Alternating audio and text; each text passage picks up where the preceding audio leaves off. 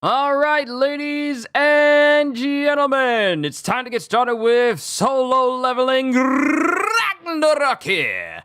Sorry to keep you all waiting. The boys had to be fed, and that takes priority. Let's go ahead and get started, shall we? And I was about to hit the wrong button. Yo,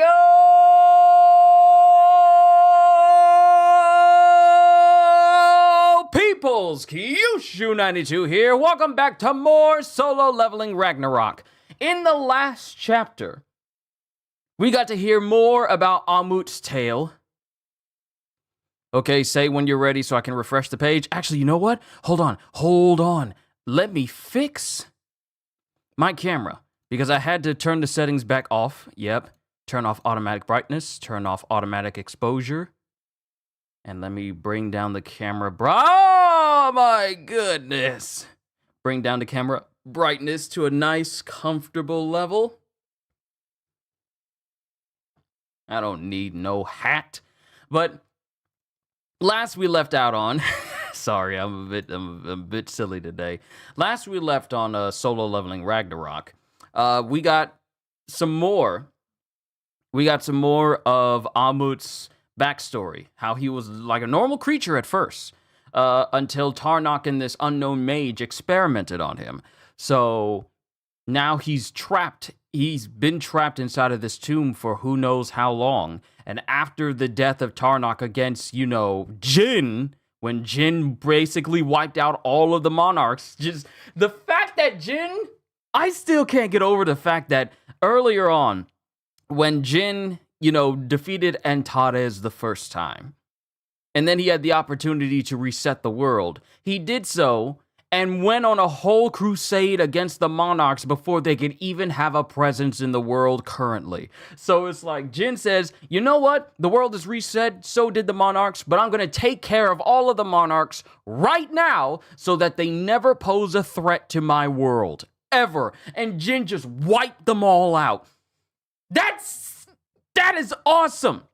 But in doing so, Amut was left without a way for him to be freed, because these chains that bind him forcibly keep him from trying to get deeper into the dungeon, because these chains are bound to the dungeon. The crew is not bound to me, they're bound to the Dutchman. So with these chains keeping him bound here, and him not being able to go till a certain level of this dungeon, he's essentially trapped where he can't leave it completely, and he can't venture in deeper to defeat the dungeon boss so he can free himself. So Suho says, let me defeat this boss, and you come with me. Because now the conditions have changed from, you have to eliminate the corruption of this tomb, to recruit Amut, the heir of the iron-bodied monarch, which means that Amut, this incredibly powerful monster, who is easily S-rank in strength,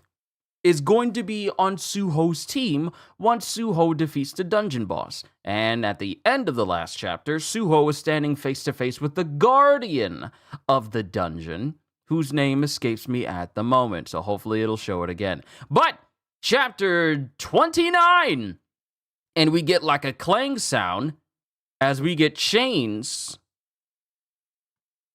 latching on to Amut. Yeah, it's chains latching onto Amut because we have a portal into the shadow dungeon that's in front of him, and he's trying to walk to it. Mind you, in comparison to size, to how big Amut is, right next to Suho and Essel, Amut is massive. Absolutely massive. But the chains are keeping him from going into the shadow dungeon, it would seem. And Suho begins with, looks like those chains won't let you enter the shadow dungeon either. These chains will appear if I do so much as think about leaving this place. And he just snaps one of the chains. What a troublesome spell. Well, I just wanted to see if it was possible. Our plan consists of 2 major steps. Step 1, Essel and I will defeat the boss and destroy this dungeon. Step 2, you'll disable the chains that have lost their anchor. After both steps have been completed, we'll reunite and escape this place by opening a portal to the shadow dungeon. So, we need to complete both steps in order to succeed. I did think of a backup plan in case we fail. That's fine.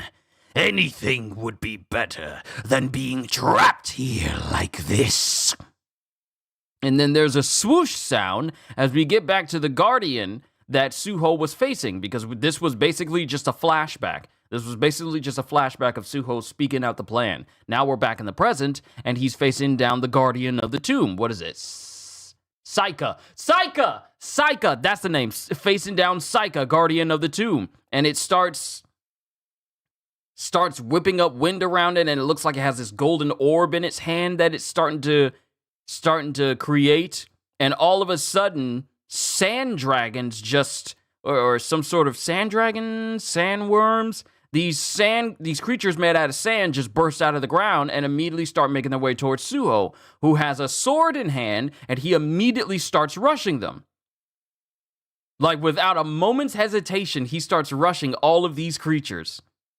And he slashes through every single one of them in one flowing motion. But that sand starts to whip up around him, kind of like how sand does when Gaara's about to hold somebody for sand coffin and then sand burial. It starts to whip up around him and it starts to grip onto him. Saika, the Guardian of the Tomb. The sand won't allow us to approach him. Literally Gaara's protective sand. His name was in red, so he's probably at least an A rank. So it seems that Saika is manipulating the sand with this orb floating above his hand. He doesn't even really have to do anything because he's just holding it and the sand is doing the rest. I'll run out of mana if this fight keeps dragging on, and that'll be the end of me. I have to finish him off as soon as possible. Then there's a skidding sound as we get Essel, who throws something. I think she threw her spear. And then Suho, while he's getting engulfed by sand, manages to get his hand through it, and he starts using Ruler's Authority. And he uses his power of Ruler's Authority to telekinetically boost the speed at which Essel's spear is going and causes it to just go shooting forward extremely fast. But Saika just swipes it away with just one hand. Essel, let's use our bond skill. Yes, young master. And she looks so happy that she finally gets to use the bond skill. She even says, finally! The young master and I were able to figure out how our bond skill worked while clearing all those gates together. And Essel, her hair goes her hair goes white like Baron's! Oh! Her hair goes all white and flowing and flame-like, just like Baron the Demon King's. Oh, she looks so good with her hair like this. Her eyes go white, she has markings around her eyes, and I think those are white as well. Yeah, her red markings that are usually, dark around her eyes, they expand and they turn white along with her eyes glowing white, and her hair goes white. It's flowing upwards and it looks exactly like Baron's. And she has her hands forward and this black and red orb of power starts building up in between her hands. I need to play video games today. This is what makes me play. This is stuff like this that makes me happy. I got games like Grand Blue Fantasy Relink. My God, this looks so. This single panel is encouraging me to play games. But she starts building up this black and red orb, crackling in between her hands. Every time I kill a magical beast, I absorb its soul, and this will increase the charge rate of our bond skill. So every time she kills a magical beast, she absorbs its soul and increases the charge rate of the bond skill. Every beast they kill increases how fast the bond skill charges. Now, is that consecutively, or does that have to be done in between uses. I got many questions. Every time I kill a magical beast, I absorb its soul, and this will increase the charge rate of our bond skill. Now's my chance to show him just how much improvement I've made since taking over goblin extermination duties in the Shadow Dungeon. And this orb of crackling energy is filling the entire room with black and red lightning. I love how this is drawn here. Good Lord, how do you come up with this imagery in your head and then put it to paper? How does one come up with this? The imagination for this to be drawn like this. This is really, really good. Really, really good.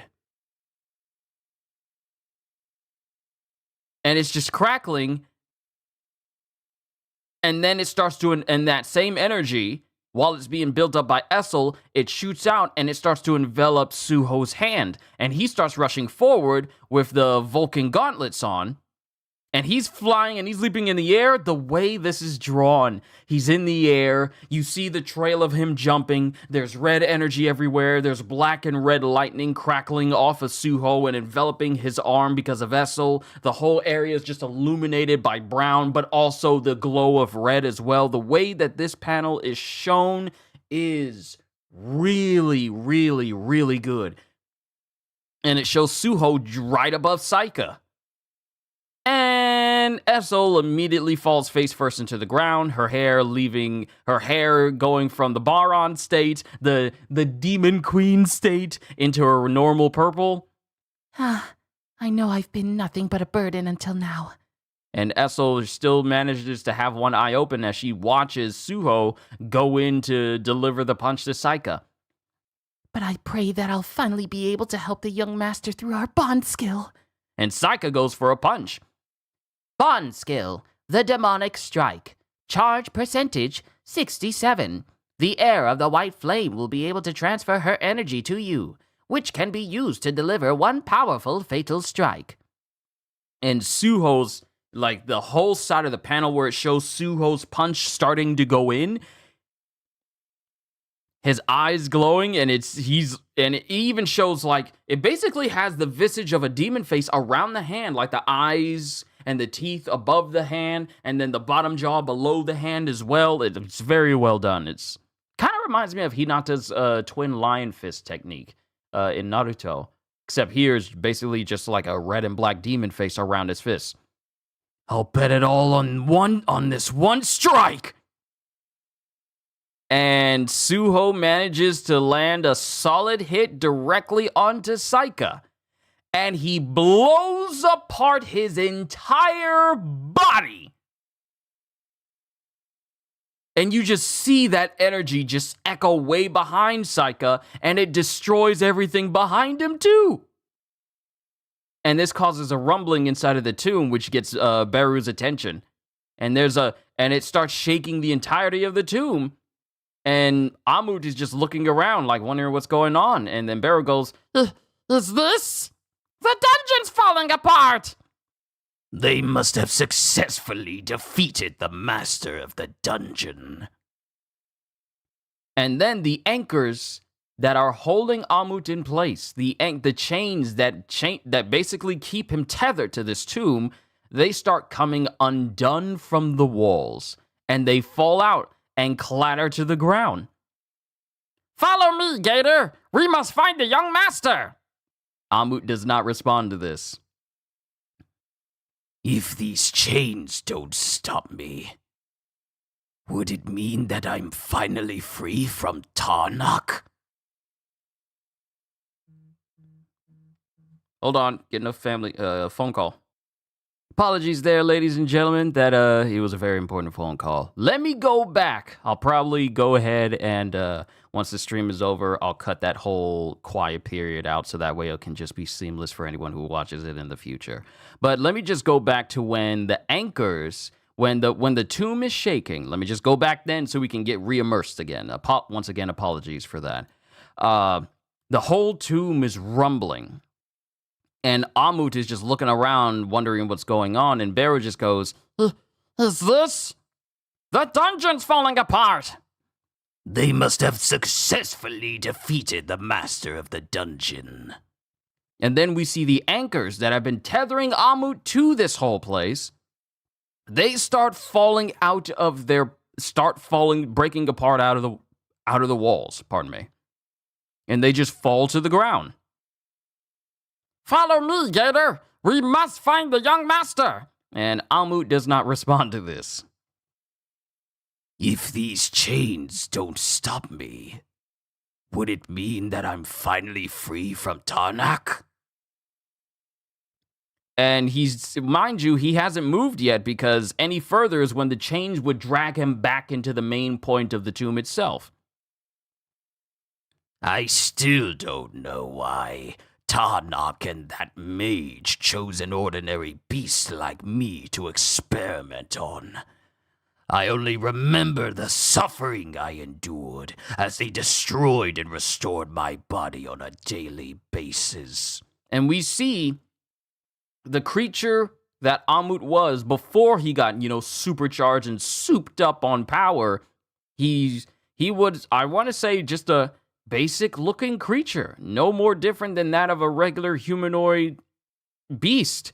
But he's missing his arm, he's missing his leg, his face is bleeding. Tarnak and this mage basically just treated him as a test subject over and over. Tarnak would destroy my body, and the mage would restore it.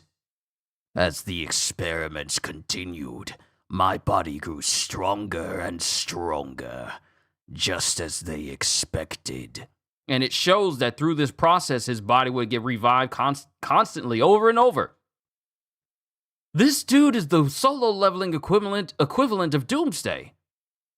Oh my god, Amut is Doomsday! Keep killing him, he keeps coming back stronger and stronger, over and over and over again, destroy his body, and he just keeps coming back. Amut is Doomsday! As the experiments continued, my body grew stronger and stronger, just as they expected. But my mind was broken by the torture, leading me to claw my own eyes out and turn into a monster who learned to relish the pain.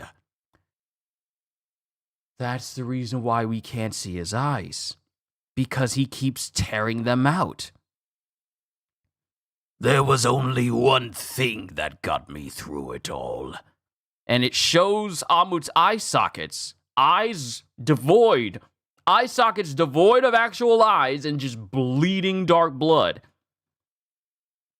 There was only one thing that got me through it all. My dream of someday returning to the vast expanse of nature that I had once experienced as a child. And it shows what appears to be a young Amut. I guess when he was a child, but he's in this vast, lush forest. Sun shining down on him. And then we come back to the present where Amut lifts his foot. If I can make that dream come true. And while he's preparing to move, there's a flash behind him. And all of a sudden, one of these anchors comes shooting towards him and hits him directly in his side. And this is the first time we actually see blood come out of Amut. The anchor literally found Amut and is trying to embed itself in him. And this surprises Beru. Gator! The chain anchor came flying at me? And he's doing his best trying to hold it back. And he's gritting his teeth as he's kind of bleeding out of his mouth. Tarnak, that darn mage! And he screams this as the anchors, no longer bound to the dungeon, decide to be bound to Amut, and the rest of them start flying towards him. So you'd rather kill me than allow me to walk free? But then one of the anchors going straight towards him gets kicked away by Suho. Young master! And Suho's leg is like, you know how they have that animation where it shows a leg kind of like vibrating upwards to signify intense sensation towards the leg? Suho's leg is shaking and recoiling from just merely kicking away from that anchor because it actually did hurt him. I think it caused a little blood to fly out from his leg because of how hard he kicked it. This is an extremely hardy and solid anchor that it even caused harm to him. Those anchors are darn solid. And then it shows another anchor as it comes flying towards Amut again. They just keep coming back to attack over and over again. If the chains won't let Amut go, we'll just have to take them with us. And Suho kicking them once again, causing more. Suho is harming himself, keeping these anchors from hitting Amut. Just merely kicking them is actually causing him pain because of how tough they are. But Suho kicks one of the chains through the open portal that goes into the Shadow Dungeon. And he keeps doing it for all of these chains.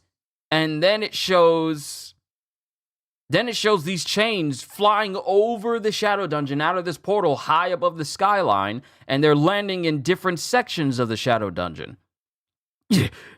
Suho, just what is it that you wish to ask of me? Risking your life to save me like this? And it's Amut looking with confusion at how hard Suho was fighting in order to keep these anchors from trying to kill Amut.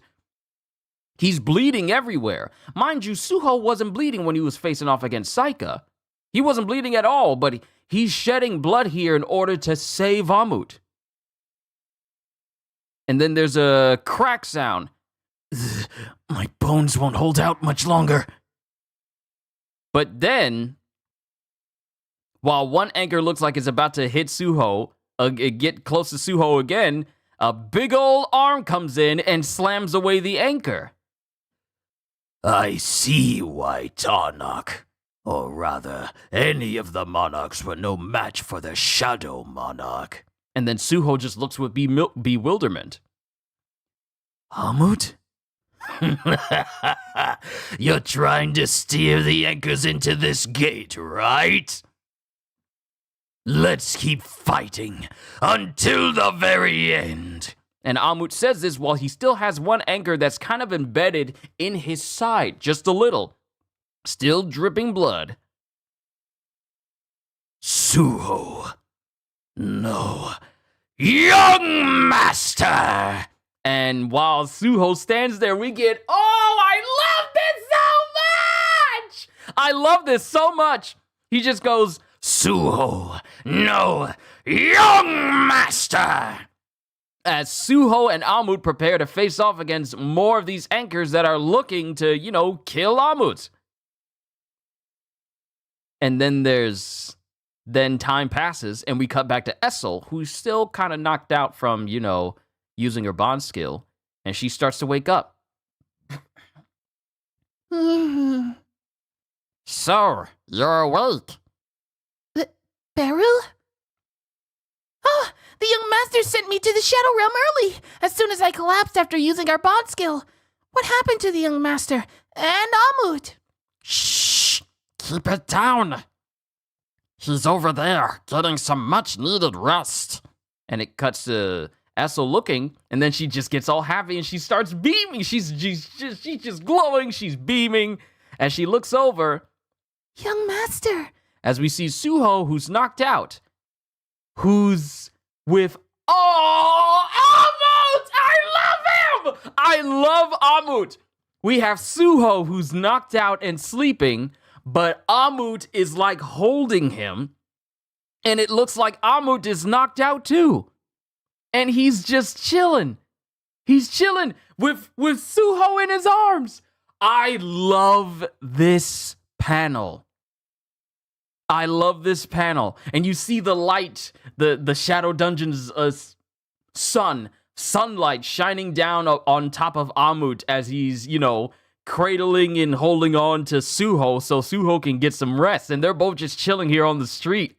Oh my God, I love this panel so much. Notification. You have accepted the heir of the Iron Body as your companion. You have completed Urgent Quest, Realm Corruption. Level up. Your quest rewards have arrived. Will you check your rewards? And there's no response to a yes or no because Suho's knocked out. Then we get someone having tea.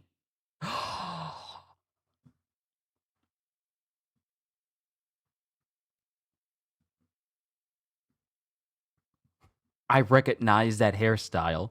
I recognize that suit. I recognize him. It's the dude.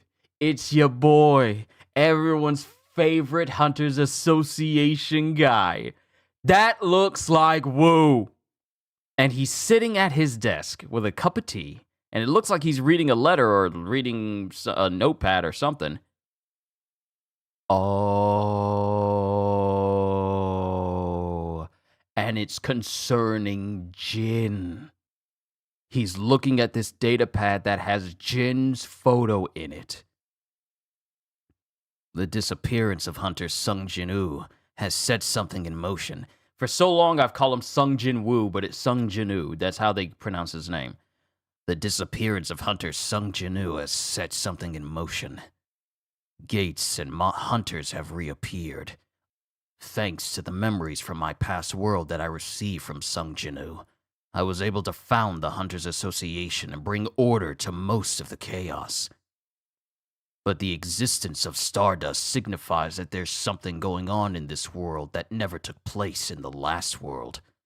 The stimulant that boosts the mana levels of lower-ranked hunters without even any side effects. Such a thing didn't exist in our old world. So here's what I love. Already we knew that Wu still had his memories because Jin gave it back to him back when we was having those special episodes. So Wu having all of this knowledge already gives his character a significant advantage, as well as the reason why Wu being the head of the Hunters Association right now is by far the absolute best choice, especially with his old memories. But him knowing that Jin is not here, and having all the memories of what happened in the last world, and seeing the different things that are happening in this world, I can't think of a better person than Wu to be running this show. A stimulant that boosts the mana levels of lower-ranked hunters, without even any side effects. Such a thing didn't exist in our old world. From the information we've gathered so far, we've learned that Lee Min-sung, the vice president of the Reaper Guild, is the main distributor of Stardust. Seeing how he became much more active while Lim Tae-gyu, the guildmaster, was away on business. Lim Tae-gyu! Man... The fact that Lee Min-sung took over when Lim Tae-gyu was out. Seeing how he became much more active while Lim Tae-gyu, the guildmaster, was away on business, it's highly likely that Lee Min-sung is acting on his own, without the guildmaster's help. Lee Min-sung never had the means to run this big of an operation, whether in this world or the last, so I suspect he's being backed by a third party. And then Wu's phone starts ringing. Hello, sir. How may I help you? I apologize for contacting you out of the blue, Chairman Wu. Please feel free to contact me whenever you need. After all, we owe you for all the support you gave us during the early stages of the association. Is that Jino? Jino? He's got a direct line to Wu! It's Jino! I apologize for contacting you out of the blue, Chairman Wu. Please, feel free to contact me whenever you need. After all, we owe you for all the support you gave us during the early stages of the association. I'd like to ask for the association's help with a certain matter. Help? My nephew who recently awakened might be trapped in a gate! And this is Jino freaking out about Suho.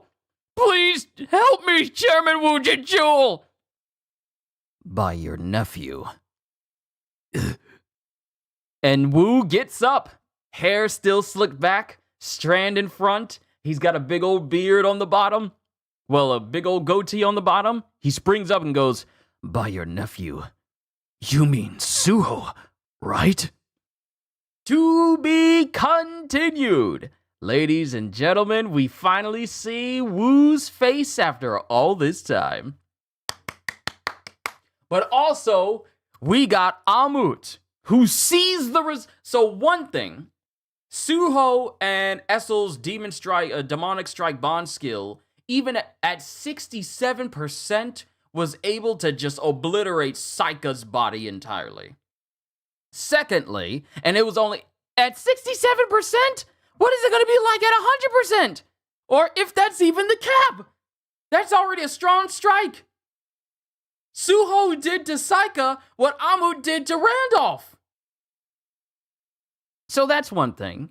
The dungeon, the anchors that were tied into the dungeon, they fall out of the wall. But it turns out that there was a secondary condition for these chains, that if the dungeon was destroyed, then these anchors wouldn't be destroyed, but they would then seek out Amut to try and kill him so that he would literally have no way to escape, showing that Tarnok and this mage were incredibly sadistic. If Amut was to be able to get out of the tomb, or if the dungeon was to be destroyed, then these anchors would then seek him out and try to kill him instead.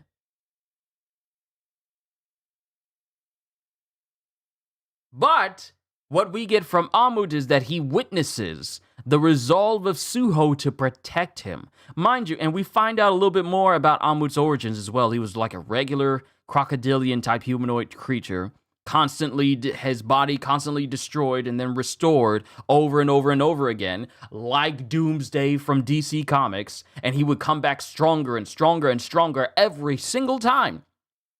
But he sees the resolve of Suho, and they both face off against these anchors together, and they apparently prevail, because these anchors are in the Shadow Dungeon. Now, the first thing that came to my mind is, if they're in the Shadow Dungeon, doesn't that mean that Amut would be bound to the Shadow Dungeon? But we don't see the chains seeking him out. We see the chains that are broken around his wrists, but he's resting along with Suho after they dealt with all of those anchors.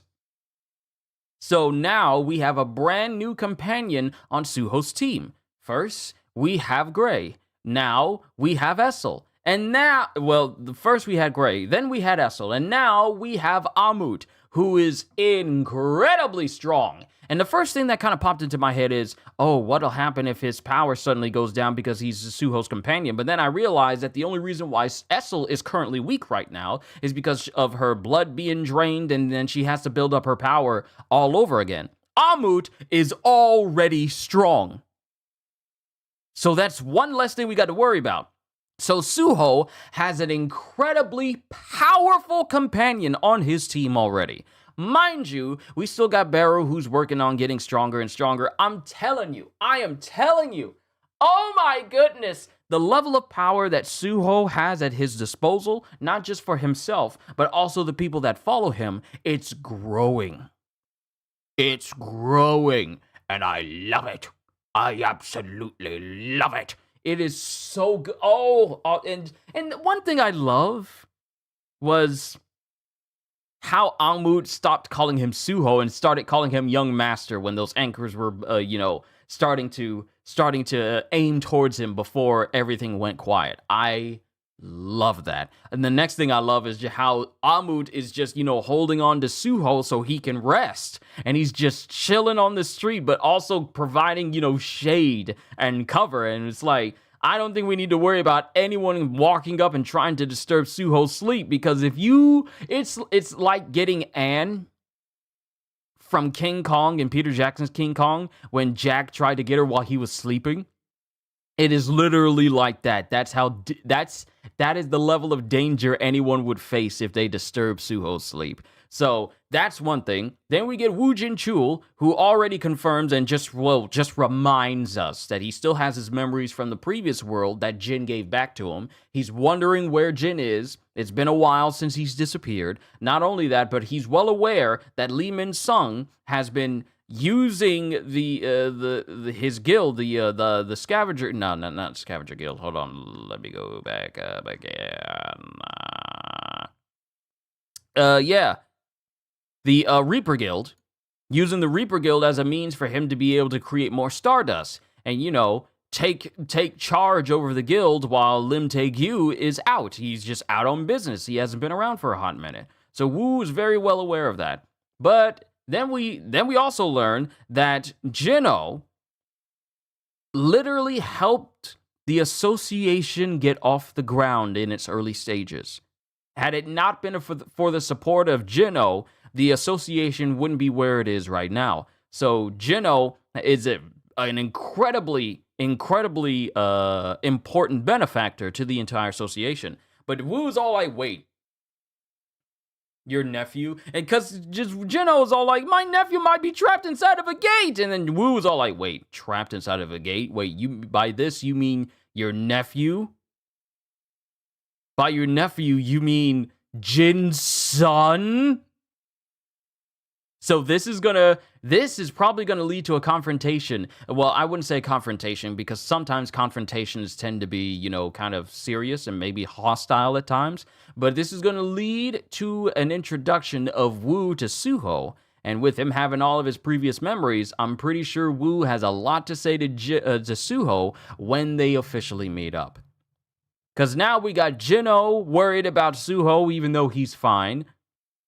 And now Wu's getting involved, potentially getting involved. So I can't wait for that. Oh, this was a very good chapter. I was very close to jumping out of my chair, but I wanted to keep myself contained. This was a very good chapter. I love this. Now we got a brand new companion. Now I'm just wondering, we already got a super powerful single fatal strike from Essel. We already have a bond skill that increases Suho's capabilities and overall strength, basically just a form change, a moderate form change with Gray. What type of skill are we going to see with Amut as strong as he is? I wonder what we're going to see. Also, one thing I need to say about Essel, her bond skill giving her the appearance of Baron, flowing, glowing white hair, flame-like hair, just like Baron, that was so well done. I love the fact that bond skill made her look like that. It was such a... Man, how long has it been since we've seen Jin fight against Baron and get the Demon King's longsword, which was later become Igris's favorite weapon to use? A giant great sword that brings down lightning every single time you swing it? That is such a sick weapon! But seeing Essel in her Baron state, her Demon Queen state, it was so cool. It was so cool. I love... And the art... Can we talk about this? Hold on. I need to scroll back up and see who's in charge of art for this chapter. I need to see who did this chapter. Art by Jin, original story by Doll, and an adaptation by Bricks. Art by Jin.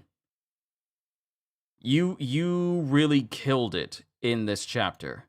This chapter's art was absolutely magnificent. Oh my goodness. I could keep talking about it all day, but I pretty much said everything that I wanted to say concerning this, and now it's time for me to get started on the newest episode of Solo Leveling. Hopefully the servers haven't crashed like they did last time, because that's why people were having such a hard time watching last week's episode. So many people were trying to watch at the same time, so hopefully the servers will be fine so I can watch it easily and then get that episode reaction out to you guys. So apologies for, the breaks in between and, how long it takes me to do things. I just want to say thank you overall for just checking out me reacting to this newest chapter of Solo Leveling Ragnarok. And I'm looking forward to the next one we get on next Saturday. When is next Saturday?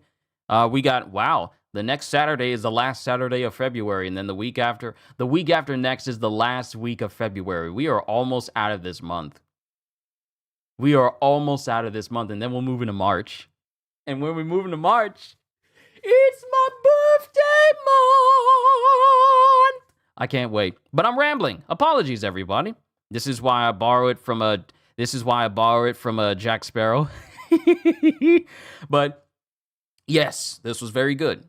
I really like this chapter. Looking forward to the next one. Cohagen and everyone else who's watching, whether you're lurking and haven't said anything, or if you're just watching this while the stream is already over and you're seeing this as a video. Hope you all enjoyed. Can't wait to see you all in my next video. Like, comment, and subscribe if you haven't already, because I am always looking forward to entertaining you. So have a fantastic day, and once again, as always,